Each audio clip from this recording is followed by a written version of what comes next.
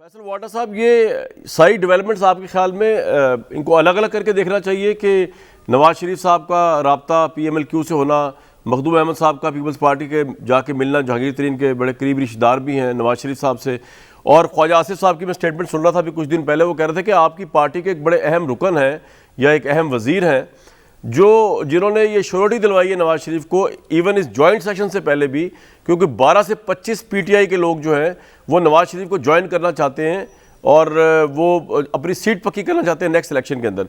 आपको लग रहा है ये वजीउद्दीन साहब से लेकर आगे तक ये सारा मामला जो है ये आपकी हुकूमत को आगे पीछे करने की एक कोशिश लग रही है अगले 3-4 महीने में? 3.25 साल तो गुजार दिए, 2 साल से हम PDM का इंतज़ार कर रहे हैं, इस्तकबाल के लिए बेकरार हैं, बेताब हैं हम, वो भी नहीं आ रहे।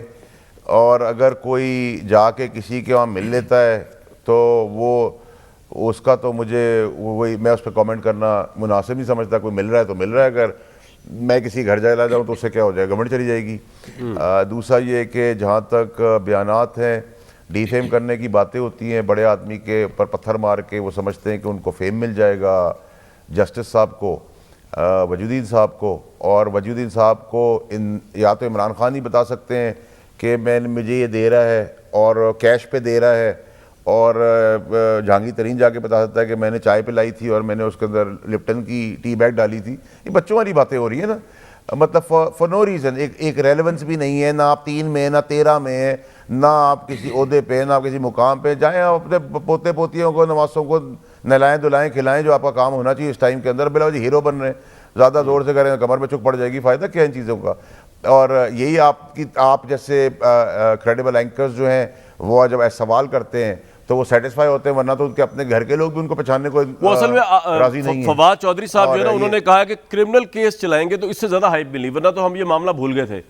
उन्होंने कहा क्रिमिनल केस चलेगा, बयानात पे क्रिमिनल केस चलेगा। वाटा साहब फिर तो लगेगा कि पता नहीं कितनी बड़ी बात कह दी उस बंदे ने, चाहे वो बात 2 टके की भी ना हो। कामरान शाह साहब को पता है, फवाद चौधरी साहब आपको पता है कि मेरी तरह इमोशनल और धड़ल्ले वाले आदमी हैं वो, और वो जब बोलते हैं तो जो बोलते हैं वो करना भी जानते हैं। तो ठीक है, इतना कोई बड़ा इशू नहीं है। चौधरी साहब को समझा देंगे हम कि आपके लेवल की गेम नहीं है ये। अच्छा फैसल भाई, ये बताएं कि ये अपोजिशन जो है वो बार बार अब ये सवाल पूछ रही है कि अगर वजीउद्दीन साहब की बात गलत भी है तो क्या इमरान खान साहब को ये बताना नहीं चाहिए? ये अपोजिशन पूछ रही है कि उनका इतना बड़ा घर जो है उसको वो चलाया किस तरह जाता है, उनकी तो अब तनख्वाह 1,30,000 हुई है और उनका सोर्स ऑफ इनकम और तो है कोई नहीं। तो वो ये क्या प्राइम मिनिस्टर को बताना चाहिए अपोजिशन को सेटिस्फाई करने के लिए वो घर कौन चलाता है, किस तरह चलता रहा है? कामरान शाह साहब देखें, एक तो मुझसे ज़्यादा शायद आप उनके घर जा चुके हैं। नहीं, ऑनेस्ट आदमी है, बड़ी सादा जिंदगी है, बिल्कुल इंसान है, इसमें कोई दो राय नहीं। ठीक है, सादा जिंदगी है उनकी। और दूसरा ये कि वो सड़क पे चलता हुआ आदमी तो इमरान खान है नहीं, ना कोई भिखारी है, ना कोई वो सड़क पे भीख मांगता था या उसका कोई बैकग्राउंड नहीं है। वो कोई वजीर आजम बन के उसको लोग नहीं जानते। वो एक अल्लाह की तरफ से वो पैदा हुआ, उसको सेलिब्रिटी स्टार बना, वो अपनी परफॉर्मेंस के ऊपर पूरी दुनिया में जाना पहचाना जाता था। वो आज किसी फ़ोन को अपने हाथ में पकड़ ले तो उसको करोड़ों रुपए मिल जाए एडवर्टाइजमेंट के तौर पे। वो कोई किसी चाय की प्याली को पकड़ ले तो उसको उसके एडवर्टाइजमेंट मिल जाए। वो कमेंट्री कर ले तो अरबों रुपए कमा ले। और तो बड़ा इररेलेवेंट सी ये बात है कि अब उससे ये सवाल किया जा रहा है, भाई कल आप कहेंगे ज़मान पाक का घर कहाँ से लाया था, वो वज़ीर आज़म बनकर लाया था। वो बाप दादा की तरफ से चीज़ें उसकी चली आ रही हैं। वो कमेंट्री करता आया है, क्रिकेट खेलता आया है, कोई भीख मंगा नहीं है। अपने पाउंड्स में चीज़ें बेच कर पाकिस्तान में लाया है। सादिक और अमीन सुप्रीम कोर्ट ने उसको कहा है, मनी ट्रेल उसने पहुँचाई है, एक एक डॉक्यूमेंट उसने दिखाया है। तो क्या आप समझते हैं कि उसको घर चलाने के लिए किसी चीज़ की ज़रूरत या किसी की मदद की? वो तो किसी का पानी का गिलास का भी रवादार आदमी नहीं है। और वो गैरतमंद आदमी, उसका जीना मरना मुल्क के अंदर है। ना वो कभी भागेगा, वो इलाज कराने ही मुल्क से बाहर नहीं जाता, ना वो मुल्क से भागेगा, ना वो किसी से भीख मांगेगा, ना वो किसी के आगे झुकेगा, ना किसी के आगे बिकेगा, ना किसी के आगे रुकेगा। तो ये तकलीफ़ है तो है। अब PDM के सारे लोग बैठ कर एक कंटेनर पे 4 आदमी नहीं जमा कर सकते। मेरा कसूर है? इमरान खान की पॉपुलैरिटी इनके हिसाब से नहीं है, मैदानों के मैदान भर रहा है। 2020 में यही जलसा हुआ था तो एक एनालिस्ट ने कहा था कि जी सर्दियां इसलिए PDM में लोग नहीं आए।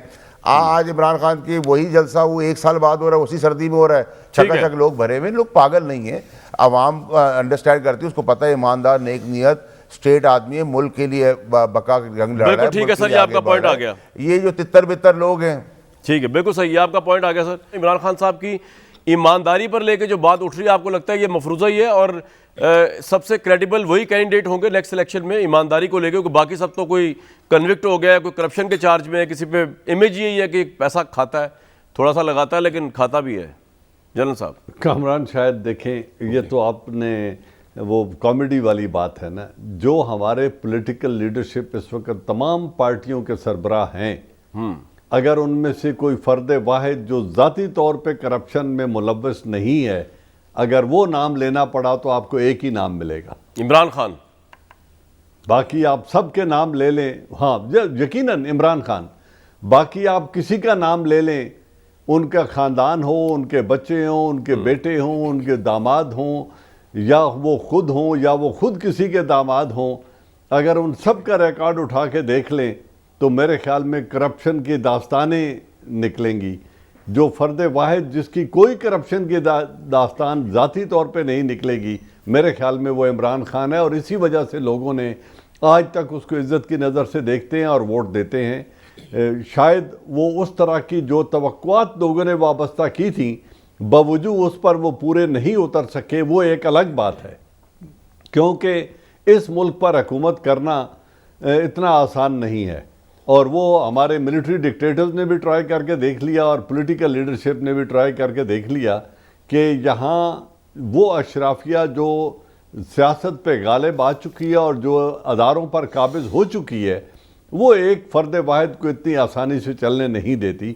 तो आपका सवाल का जवाब ये है कि मैं अब भी, अगर मुझे तमाम पॉलिटिकल पार्टीज इर्रेस्पेक्टिव किसी एक लीडर पर उंगली रखनी पड़े, तो मैं I would trust Imran Khan more than anyone else. साथ ही एक सवाल और ले लें, क्या ये अवाम का पेट भरने के लिए काफ़ी है कि हमारे प्राइम मिनिस्टर ईमानदार हैं? क्या ये उनकी ज़िंदगियां बदलने के लिए काफ़ी है? और क्या इलेक्शन में सिर्फ इस बात पे वोट पड़ जाएगा इमरान खान साहब को कि वो ईमानदार हैं? क्योंकि ईमानदार तो वो जब से हमारे सामने आए ईमानदार ही हैं। क्रिकेट में भी ईमानदार थे, जब उनके पास एक भी सीट थी तब भी ईमानदार थे, जब एक सीट थी तब भी ईमानदार थे, जब 35 सीटें जब भी ईमानदार थे, लेकिन उनके पास हुकूमत नहीं थी। अब वो हुकूमत कर चुके हैं, गवर्नेंस दिखा चुके हैं, महंगाई आ चुकी है। आज पेट्रोल की कीमत में अगर दुनिया में 17 रुपये फ़ी लीटर कभी हुई है, पाकिस्तान में सिर्फ 5 रुपये फ़ी लीटर कभी हुई है। उसको हुकूमत अपनी बड़ी कामयाबी बता रही है। हालांकि हुआ ये कि बाकी के टैक्स जो है सारे के सारे उन्होंने बढ़ा दिए उसके अंदर, यानी कि इवन के डीलर्स का मार्जिन भी जो है वो 3 रुपये 91 से बढ़ाकर 4 रुपये 90 पैसे कर दिया गया, और सेल्स टैक्स भी बढ़ा दिया 4 रुपये 7 पैसे। तो पाकिस्तानियों को वो रिलीफ भी नहीं मिला जो आलमी मार्केट की वजह से मिलना चाहिए था। तो क्या ये काफ़ी होगा जनरल साहब कि ईमानदार है हमारे प्राइम मिनिस्टर अगले इलेक्शन में उनको जीतने के लिए? नहीं, इसका जवाब तो ये है कि नहीं, उनकी परफॉर्मेंस को जज किया जाएगा और उनको नेक्स्ट टाइम लोग उनके परफॉर्मेंस को देखते हुए वोट देंगे, इसमें तो कोई दो राय नहीं है। लेकिन जिन मुल्कों में 17 रुपए की कमी हुई है, वहाँ 80% आबादियाँ टैक्स देती हैं। हमारे 22 करोड़ मुल्क में 16 लाख आदमी, तमाम हुकूमतों ने अपना जोर लगा लिया, 16 लाख से ज़्यादा फाइलर नहीं बन सके। तो जो कौम बहसियत मजमूई टैक्स चोरी की आदी हो, जहां पीएम जनरल साहब बात ये है कि वो आप ठीक कह रहे हैं, लेकिन वो तो टैक्स चोरी की आदत तो नवाज शरीफ के दौर में भी थी और जरदारी के दौर में भी थी ना। तो वो तो हमने, ये तो नहीं हुआ कि इनके दौर में टैक्स से सारा कुछ आया करता था और अब इमरान खान साहब को बाइकआउट कर दिया किसी ने। इमरान साहब ने तो कहा ही ये था कि ईमानदार लीडर आएगा तो टैक्स भी आएगा। तो फिर वो किधर गया टैक्स, और वो किधर गई वो ईमानदारी? ईमानदार है लेकिन उसका फायदा क्या हुआ? उनकी तवक्कुआत थी, उस तरीके से वो टैक्स रिफॉर्म्स नहीं कर सके कि लोग वॉलंटरीली टैक्स देते, और ये टैक्स न दे के रिलीफ देना और बड़े बड़े पिरामिड्स बनाने का ही नतीजा है कि जिस दिन जनरल परवेज मुशर्रफ इक़्तिदार छोड़ के गए थे तो 34 अरब डॉलर इस मुल्क का कर्ज था, और जिस दिन इमरान खान को 2018 में मिला 90 बिलियन डॉलर कर्ज था। तो ये जो 60 बिलियन डॉलर्स लेकर पिरामिड्स बनाए और लोगों को एक अयाशी की ज़िंदगी गुजारने की आदत डाली और ख़ुद कमाया, ये उसी का नतीजा है कि आज सारी कौम भुगत रही है। बिल्कुल ठीक सर, आपका ये पॉइंट आ गया।